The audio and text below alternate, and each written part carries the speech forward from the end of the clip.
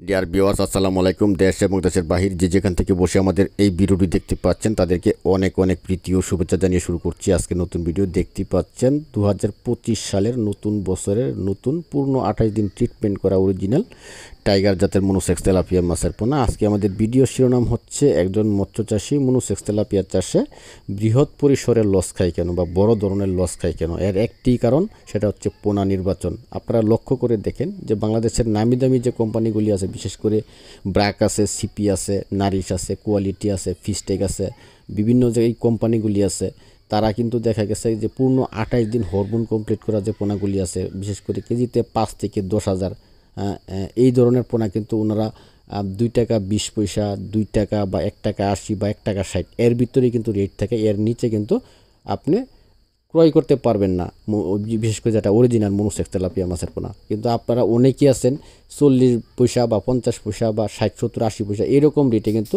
Original monosex tilapia মাছের কিন্তু পোনা কিন্তু আপনারা প্রত্যাশা করেন। আবার ফেসবুক আছে, ইউটিউব আছে, বিভিন্ন মাধ্যম থেকে কিন্তু আপনারা সংগ্রহ করে থাকেন বা বিভিন্নভাবে প্রতারণার শিকার হন।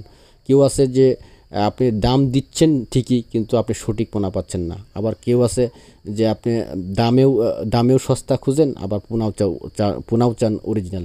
সেক্ষেত্রে কিন্তু কোনোটাই সম্ভব না। আপনি চিন্তা করেন, আপনি যদি 10,000 পোনা ক্রয় করেন তাহলে 60 পয়সা করে কিন্তু 6,000 টাকা। আর যদি অরিজিনালটা আপনি ক্রয় করেন তাহলে 1 টাকা 60 করে যদি ধরেন তাহলে 16,000 টাকা।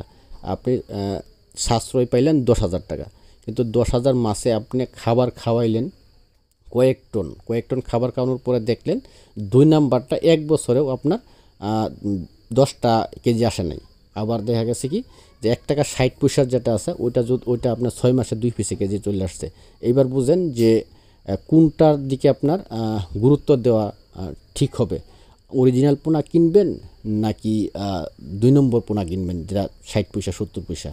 তো এটাই হচ্ছে মনোসেক্স তেলাপিয়া মাছ চাষে লস খাওয়ার প্রধান এবং অন্যতম প্রধান কারণ, আমি বলবো অন্যতম প্রধান কারণ।